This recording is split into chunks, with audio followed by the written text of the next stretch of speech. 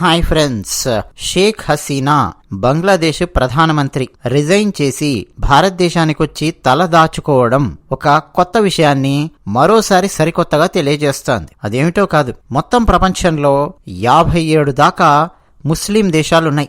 బంగ్లాదేశ్ ముస్లిం దేశం, షేక్ హసీనా ముస్లిం. ఆ ముస్లిం మహిళకు సమస్య వస్తే, అది కూడా బంగ్లాదేశ్ లాంటి దేశానికి ప్రధానమంత్రిగా చేసినటువంటి మహిళకు, ముస్లిం మహిళకు సమస్య వస్తే కావాలని స్ట్రెస్ చేస్తూ ఉన్నాను. 57 ముస్లిం దేశాలలో ఒక్క దేశం కూడా ఆమెను ఆదుకోవడానికి ముందుకు రాలేదు. ఏ ఒక్క దేశమైనా ఇప్పటి వరకు ఓపెన్ గా స్టేట్మెంట్ ఇచ్చిందండి? ఇమ్మీడియట్ గా ఆమెకు సమస్య వచ్చి రాగానే భారతదేశానికి ఆమె వచ్చింది కదా, ఆ టైంలో ఏ ముస్లిం దేశానికి చెందినటువంటి విదేశాంగ కార్యదర్శులు గాని, ఏ ముస్లిం దేశానికి చెందినటువంటి అధినేతలు గాని ఎవరైనా సరే షేక్ హసీనా మా దేశానికి రావచ్చు, మేము ఆమెను జాగ్రత్తగా చూసుకుంటాము, ఆమెకు మేము రక్షణ కల్పిస్తాము అని చెప్పి ఏ ఒక్క ముస్లిం దేశమైనా చెప్పిందా చూడండి?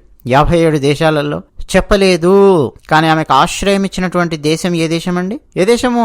మన భారతదేశం. ప్రపంచంలో ఉన్న ఏకైక హిందూ దేశం భారతదేశం మాత్రమే. ఇక ఈ హిందూ దేశం మీద బయట నుంచి లోపల నుంచి ఎన్నెన్ని కుట్రలు జరుగుతున్నాయో మీ అందరికీ తెలిసిందే. అసలు భారతదేశంలో హిందువుల సంఖ్యను తగ్గించడానికి చాప కింద నీరులాగా మత మార్పిళ్లు, రకరకాల రూపాలలో మత మార్పిళ్లు, ఇక విదేశాల నుంచి జరిగేటటువంటి కుట్రలు, ఇవన్నీ ఒక ఎత్తు అయితే, మరోవైపు భారతదేశము ఎంతమందికి ఆశ్రయాన్ని ఇచ్చింది అన్నది ఒకసారి మీరు గమనించండి. దలైలామాకు ఆశ్రయాన్ని కల్పించిన దేశం మన భారతదేశం. మన భారతదేశం పైనే ఉన్న ఎర్రచొక్క భూబకాసుర దేశము టిబెట్ దేశాన్ని ఆక్రమించుకొని, చాలా దారుణంగా ఆక్రమించుకొని నాశనం చేస్తే, ఆ దేశాన్ని దలైలామాను చంపాలని చెప్పి ప్రయత్నం చేస్తే దలైలామాకు ఆశ్రయాన్ని కల్పించింది మన భారతదేశం. మన భారతదేశం మీద ఎన్ని ఒత్తిళ్లు వచ్చినా సరే దలైలామాను తిరిగి అప్పగించలేదు, మనం కాపాడుకున్నాం. అంతెందుకండి, లేటెస్ట్ గా ఇజ్రాయెల్లోను అలాగే ఆ బార్డర్లో ఉన్నటువంటి పాలస్తీనా మధ్యలో ఉన్న ఆ స్ట్రిప్ లో తీవ్రవాదులకు ఇజ్రాయెల్ దేశస్తులకు మధ్య చాలా భీకరమైన యుద్ధం జరుగుతోంది. మరోపక్క లెబనాన్ కూడా రంగంలోకి దిగింది.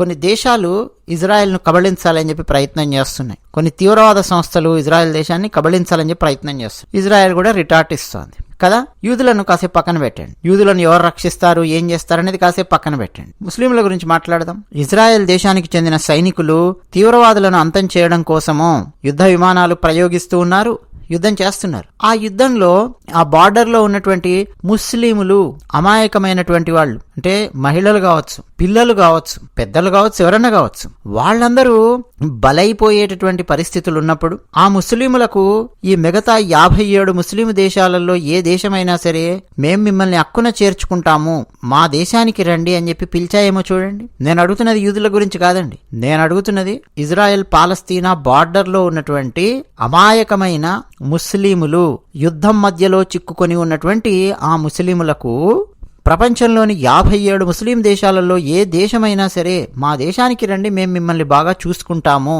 అని చెప్పి పిలిచాయేమో చూడండి. లేదండి. మళ్ళీ వాళ్ళకెవరు ఆశ్రయం ఇవ్వాలి? ఫ్రాన్స్ ఆశ్రయం ఇవ్వాలి, జర్మనీ ఆశ్రయం ఇవ్వాలి, అమెరికా ఆశ్రయం ఇవ్వాలి, కెనడా ఆశ్రయం ఇవ్వాలి, బ్రిటన్ ఆశ్రయం ఇవ్వాలి, ఆస్ట్రేలియా ఆశ్రయం ఇవ్వాలి. అవునా? ప్రజాస్వామ్య దేశాలు వాళ్లకు ఆశ్రయం ఇస్తున్నటువంటి పరిస్థితి, రెఫ్యూజీ కార్డులు ఇచ్చి తీసుకెళ్తున్నటువంటి పరిస్థితి. ఇక తర్వాత ఈ రెఫ్యూజీలుగా వెళ్ళినటువంటి వాళ్ళు అక్కడ ఏమేమి చేస్తున్నారు ఏంటి అనేది మళ్ళీ వేరే చర్చ. యూకేలో మొన్న చాలా పెద్ద గొడవ జరిగింది. ఆ గొడవ ఇంకా సద్దుమానగలేదు పూర్తిగా. మైగ్రెంట్స్ తరిమేయాలి అన్న రేంజ్ లో గొడవ వెళ్ళింది. ముస్లింలకు వ్యతిరేకంగా గొడవ జరిగింది. మసీదుల మీద దాడులు యూకేలో, ఇవన్నీ కూడా చాలా జరిగాయి. ఆ గొడవ గురించి మనం మాట్లాడట్లేదు కానీ టాపిక్ డైవర్ట్ అవుతాము. బట్ స్టిల్ మైగ్రెంట్స్ గా వెళ్ళినటువంటి వాళ్ళు ఏమేం చేస్తున్నారు ఏంటి అన్నటువంటి చర్చలు కూడా వస్తున్నాయి. సరే, అసలు భారతదేశం అండి ఎప్పటి నుంచి ఆశ్రయాన్ని ఇస్తోందో తెలుసా? రామాయణం చదువుకున్నటువంటి వాళ్ళం మనం. రాముడు నడిచిన నేల ఇది. శత్రువు తమ్ముడు విభీషణుడు వచ్చి నాకు ఆశ్రయం ఇవ్వండి, శరణు శరణు అని చెప్పి కాళ్ళు పట్టుకుంటే ఆశ్రయం ఇచ్చినటువంటి ఆ శ్రీరాముని తత్వం మనలో ఉంది. ఎవరైనా సరే ఆశ్రయం కావాలి అని చెప్పొస్తే ఆశ్రయం ఇచ్చే గొప్ప మనసు మనకుంది, మన భారతదేశానికి ఉంది. భారతదేశము అనంటే భారతీయ సనాతన ధర్మాన్ని పాటించినటువంటి దేశం భారతదేశం. ఇప్పుడు మనం ఏవేవైతే రకరకాల మతాలు మన భారతదేశంలో చూస్తున్నామో అవన్నీ మధ్యలో వచ్చి చేరినవి. అది కూడా మన భారతదేశాన్ని ధ్వంసం చేస్తూ, మన భారతదేశంలో దేవాలయాలు ధ్వంసం చేస్తూ, విగ్రహాలు ధ్వంసం చేస్తూ వచ్చిన మతాలు కొన్ని అయితే, చాప కింద నీరులాగా వచ్చి రకరకాల రూపాలలో మతమార్పిళ్లు చేసి దేశాన్ని ఆక్రమించుకున్నటువంటివి కొన్ని అయితే, వ్యాపారం కోసం వచ్చామని చెప్పి దేశాన్ని ఆక్రమించుకున్నటువంటివి కొన్ని.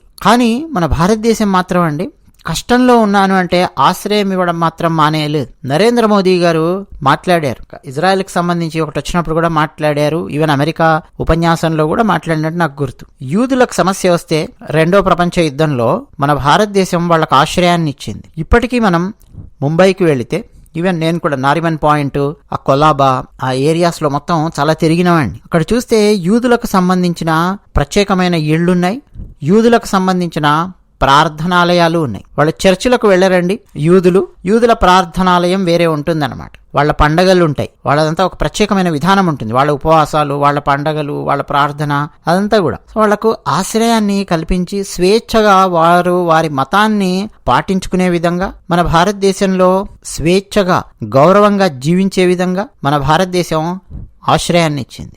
రెండో ప్రపంచ యుద్ధం తర్వాత అతలాకుతలమైపోయి యూదులు ఆ హిట్లర్ చేతుల్లో పడి మరణించి చాలా దారుణంగా తయారైంది వాళ్ళ పరిస్థితి. మన దేశానికి వచ్చారు.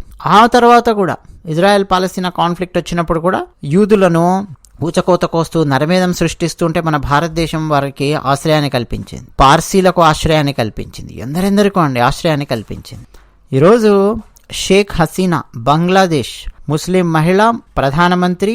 ఆమెకు ముస్లిం దేశాలు ఏవి కూడా కనీసం మతం అన్న కోణంలో కూడా, అరే మా మతానికి చెందినటువంటి వ్యక్తి అన్న కోణంలో కూడా వాళ్ళ ఆశ్రయాన్ని కల్పించడం లేదు. తీరా చూస్తే మళ్ళీ అన్ని ముస్లిం దేశాలే, పెద్ద పెద్ద ముస్లిం దేశాలు. కొన్ని దేశాలైతే 98% Muslims, 99% Muslims, 99.5% Muslims, 100% Muslims, 96% Muslims, ఇట్లా ఉన్నటువంటి దేశాలు ఉన్నాయన్నమాట. వేరే వాళ్ళు ఎవరైనా తాత్కాలికంగా పనిచేయడానికి వెళ్ళి మళ్ళీ వెనక్కి వచ్చే వాళ్ళు, వేరే మతానికి చెందిన వాళ్ళు ఉంటారు అక్కడ. కానీ అంటే మోర్ దాన్ 95% ముస్లిమ్స్ ఉన్నటువంటి ఏ దేశం కూడా షేక్ హసీనాకు, అమ్మ నీకు మేము ఆశ్రయాన్ని కల్పిస్తాం, ఓకే నీ దేశంలో ఏం జరిగింది ఏంటి అనేది మాకు సంబంధం లేదు, కానీ నువ్వు ఒక ప్రధానమంత్రిగా పనిచేసావు, ఈరోజు నీ ప్రాణానికి సమస్య ఉంది, మేము నీకు రక్షణ కల్పిస్తాం, రా మా దేశానికి ఉండు, మా దేశంలో నీకు ఒక ఇల్లు కల్పిస్తాం, భద్రత కల్పిస్తాం, స్వేచ్ఛగా ఇక్కడ ఉండు, గౌరవంగా ఉండమ్మా అని చెప్పి పిలుస్తున్నారేమో చూడండి. ఒక్కడు పిలవడు. ఇజ్రాయెల్ పాలస్తీనా గొడవల్లో కూడా ముస్లిమ్స్ బలైతుంటే ఆ ముస్లిమ్స్ని కూడా ఎవ్వడు, ఒక్క పెద్ద ముస్లిం దేశస్తుడు ఒక్కడు పిలవడు. మిగతా ప్రజాస్వామ్య దేశాలు వాళ్లను అక్కున చేర్చుకునే పరిస్థితి తప్ప ఒక్కడు పిలవడు. హిందువుల పరిస్థితి ఆలోచించండి, హిందువులనైతే అసలు ఎవడు కేర్ కూడా చేయడు.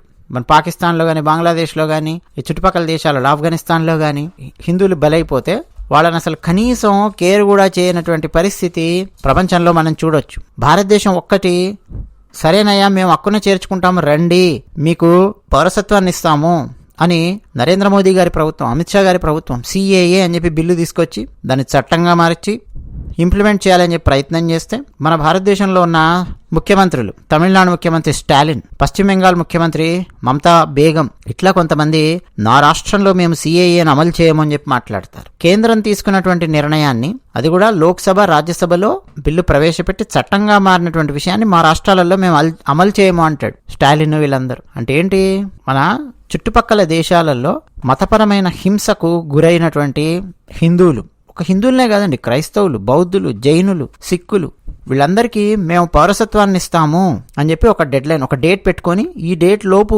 వచ్చినటువంటి వాళ్ళు ఉన్నారు, వాళ్లకు మేము పౌరసత్వాన్ని ఇస్తామని చెప్పి పెట్టుకుంటే అది కూడా పడనివ్వనటువంటి పార్టీలు మన దగ్గర ఉన్నాయి. అంటే ఎంతసేపు పక్కనున్న దేశాలలో హిందువులు నాశనం అయిపోయినా పట్టదండి ఎవరికి. తర్వాత వీడియో మనము బంగ్లాదేశ్లో హిందువుల మీద జరుగుతున్నటువంటి దాడుల గురించి మాట్లాడుకుందాం. ఇక మన సోకాళ్ళు సెలబ్రిటీస్ అయితే ఒక్కరు మాట్లాడారు, వాళ్ళకి అసలు ఏం పట్టనట్టే ఉంటారు. అది విషయం. ధన్యవాదాలు.